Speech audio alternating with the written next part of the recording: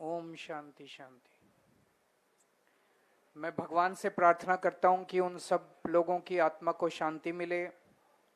भगवान अपने चरणों में उन सबको स्थान दे और ऐसी दुर्घटना भविष्य में मैं प्रार्थना करता हूं भगवान से पूरी दुनिया में कहीं ना घटे। बहुत दर्दनाक घटना थी। मैं परसों दिल्ली से गुजरात आया। दिल्ली से पहले राजकोट आया, राजकोट हवाई जहाज से आया, फिर राजकोट से जूनागढ़ आया बाय रोड। राजकोट से जूनागढ़ 125 किलोमीटर है।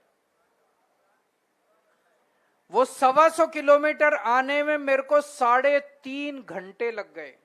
3.5 घंटे। इतनी खराब सड़क है, इतनी खराब सड़क है, सारी सड़क टूटी पड़ी है। 3.5 घंटे 125 किलोमीटर मतलब 40 की स्पीड से गाड़ी चल रही थी।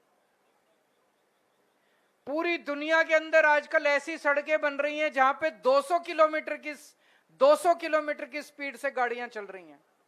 हमारे देश के अंदर ही ऐसी सड़कें हैं जहां 100 किलोमीटर की स्पीड से गाड़ियां चल रही हैं। 30 साल से भारतीय जनता पार्टी का शासन है यहां पे गुजरात में। 30 साल शासन करने के बाद आज गुजरात 40 की स्पीड से चल रहा है।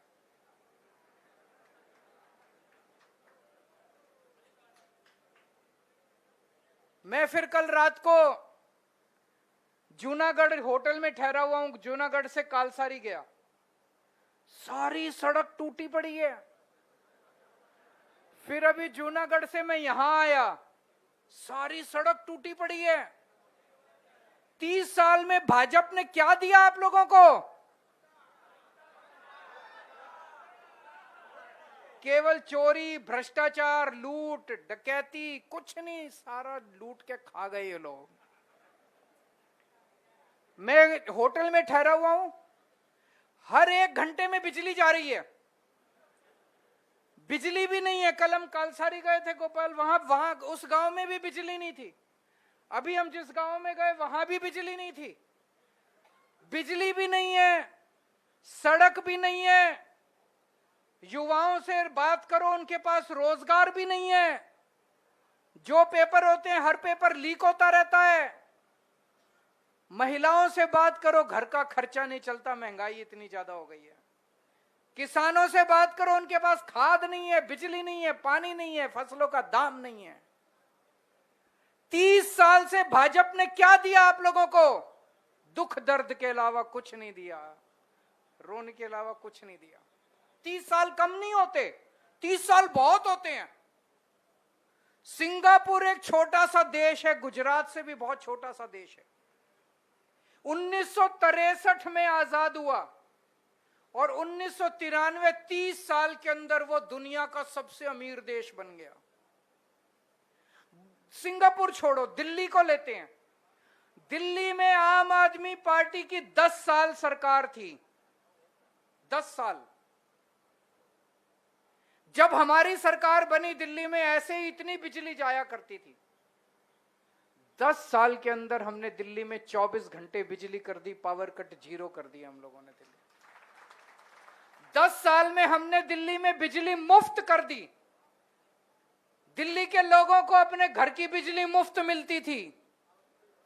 10 साल के अंदर हमने सरकारी स्कूल शानदार कर दिए, अस्पताल शानदार कर दिए, सबका इलाज मुफ्त कर दिया, सड़कें अच्छी कर दी, पानी ठीक कर दिया।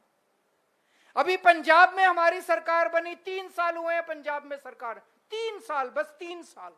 3 साल तो ज्यादा नहीं होते। भाजपा की तो 30 साल से सरकार है यहां पे। 3 साल के अंदर पंजाब के खेतों में, एक एक खेत के अंदर हमने नहर का पानी पहुंचा दिया। पहले नहर का पानी नहीं जाता था वहां पे। पहले किसानों को वहां बिजली नहीं मिलती थी, अब एक एक किसान को 8-8 घंटे बिजली मिलती है दिन के अंदर। दोपहर के अंदर 8-8 घंटे अपनी सिंचाई के लिए। अभी सिंचाई का सीजन चल रहा है किसानों का, वहां पे धान की खेती होती है, धान की खेती चल रही है। 8-8 घंटे किसानों को सिंचाई का पानी मिल रहा है। अगर 3 साल के अंदर हम इतना शानदार काम कर सकते हैं, अगर 10 साल के अंदर हम दिल्ली में इतना शानदार काम कर सकते हैं, तो भाजपा 30 साल के अंदर तो कर सकती थी। नीयत खराब है उन लोगों की, नीयत खराब है। उनका काम करने की नीयत नहीं है, जनता की सेवा करने की नीयत नहीं है। वो सत्ता में आना चाहते हैं पैसा कमाने के लिए, लूटने के लिए केवल। 30 साल में उन्होंने गुजरात को लूट लिया, चूस लिया उन लोगों ने, आप लोगों को। लेकिन आज मैं दिल्ली से आया हूं विसावदर विधानसभा के लोगों को सैल्यूट करने के लिए। विसावदर बिल्कुल अलग है। 30 साल तक भाजपा को पूरे गुजरात ने वोट दिया, लेकिन पिछले 20 साल से विसावदर ने भाजपा को वोट नहीं दिया। कमाल के लोग हो आप लोग। आपने पहचान लिया इस पार्टी को। बदमाश पार्टी है, गुंडों की पार्टी है कि नहीं है? बदमाश पार्टी है। 20 साल से विसावदर के लोगों ने भाजपा को वोट नहीं दिया। भाजपा गुस्से में हो गई, उन्होंने चीटिंग करनी चालू कर दी। पहले उन्होंने हर्षद रिबड़िया को चोरी कर लिया, फिर आपने हमारे आम आदमी पार्टी झाड़ू वाले भूपत को जिताया, उसको चोरी कर लिया। तो मेरे पास विसावदर के कुछ लोग आए मिलने के लिए। उन्होंने कहा सर, हमने ये तो तय किया हम भाजपा को वोट नहीं देंगे, लेकिन अब हमारे मन में हम जिसको वोट देते हैं भाजपा उसको चोरी करके ले जाती है। तो हमने अपनी पार्टी के अंदर चर्चा की और हमने अपने सबसे मजबूत नेता गोपाल इटालिया को आपको दिया है। हमारा सबसे मजबूत नेता है। जैसे एक ऐड आता है ना, ये फेविकोल का जोड़ है, टूटेगा नहीं। ऐसे सबसे मजबूत नेता, ये टूटेगा नहीं, कोई नहीं तोड़ सकता, कोई माइका लाल नहीं तोड़ सकता इसको। गोपाल इटालिया ने आम आदमी पार्टी को शुरू किया, फाउंडर है वो गुजरात के अंदर, उसने आम आदमी पार्टी को शुरू किया है। उसको कौन तोड़ के ले जाएगा? और इन्होंने बहुत कोशिश की।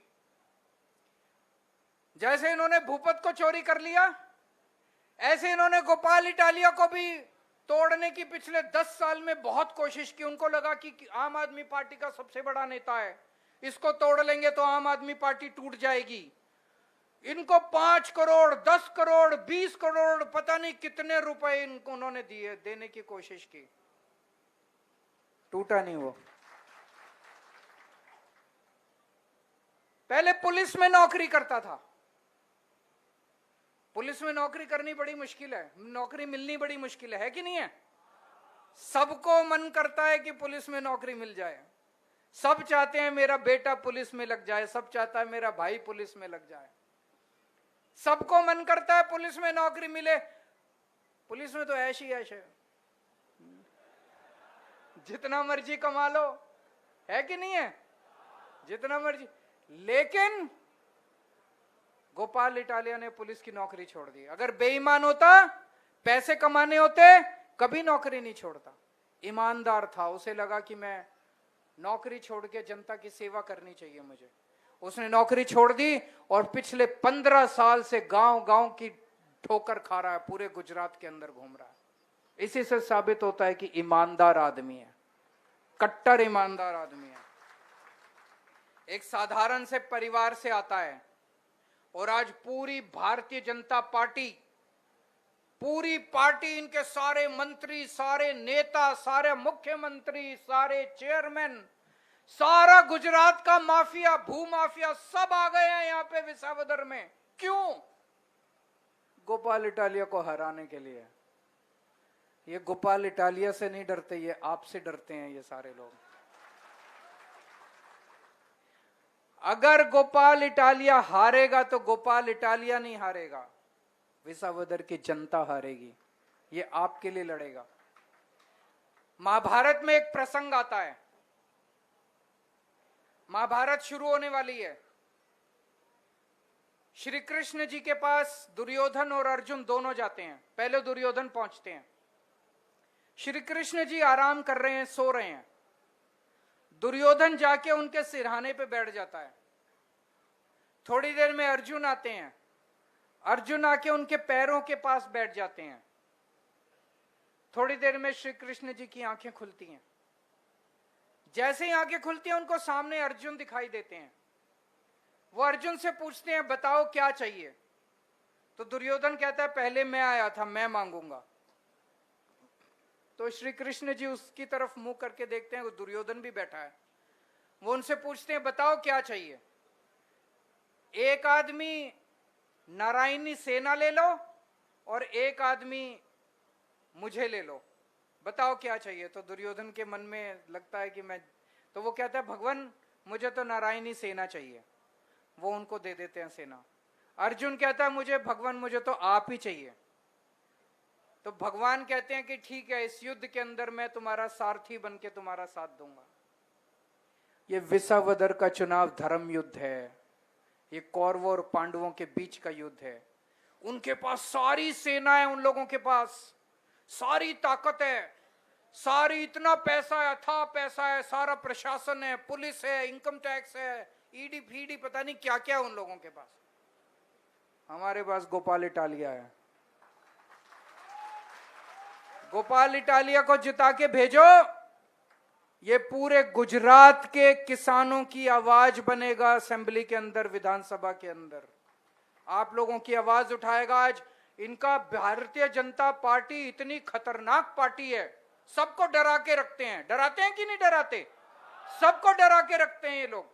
किसी की हिम्मत नहीं होती विधानसभा में बोलने की, किसी की हिम्मत नहीं होती जनता की आवाज उठाने की।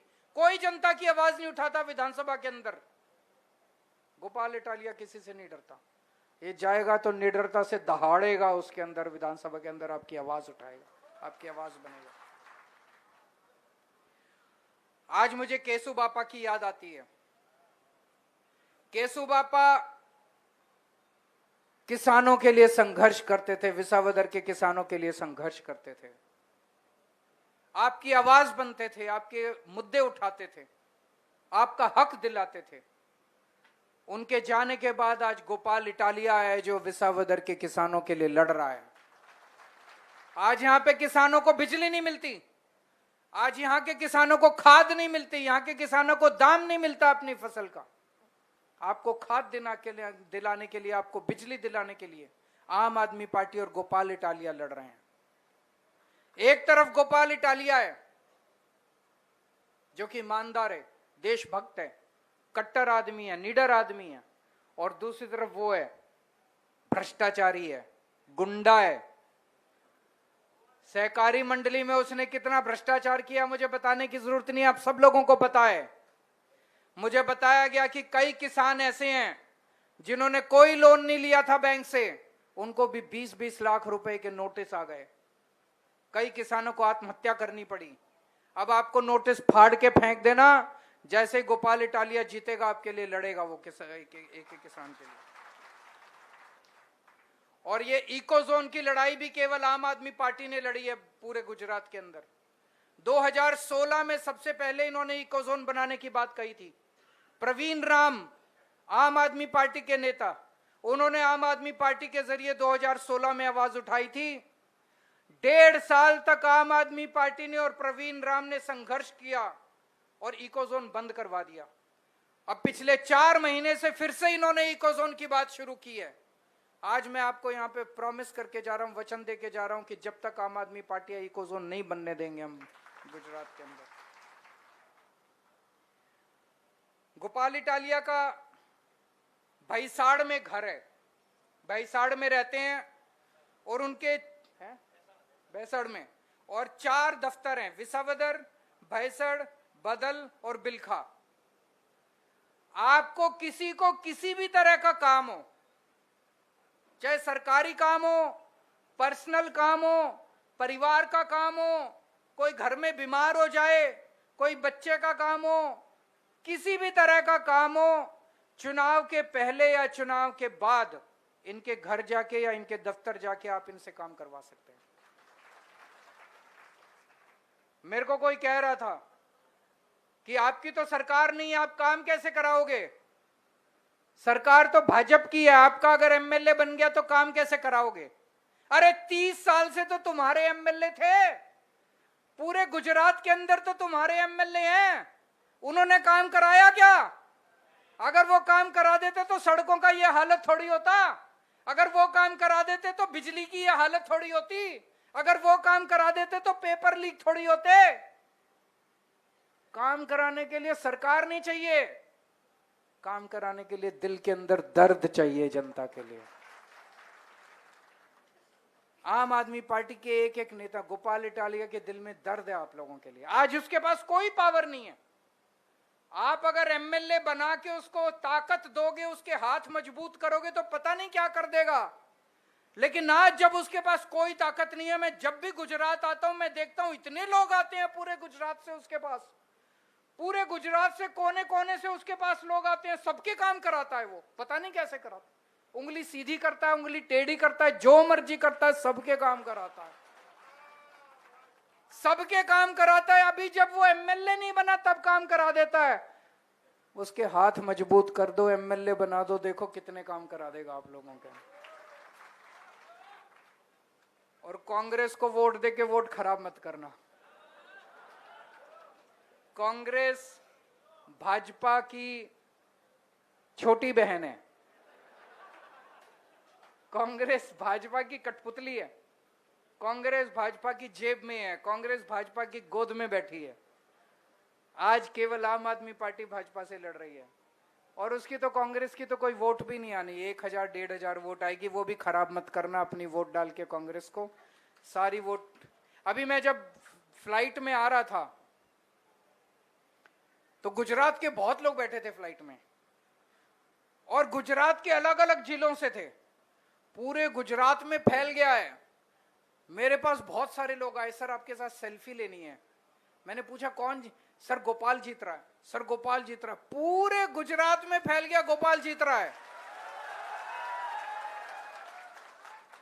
लेकिन उन्हें एक और बात कही, बोले सर ये बड़े बदमाश हैं, जरूर कुछ बदमाशी करेंगे, ध्यान रखना।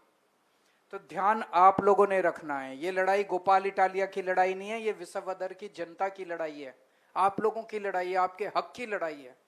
गोपाल इटालिया जीतेगा तो आप जीतोगे, और अगर वो जीतेगा तो आप हार जाओगे।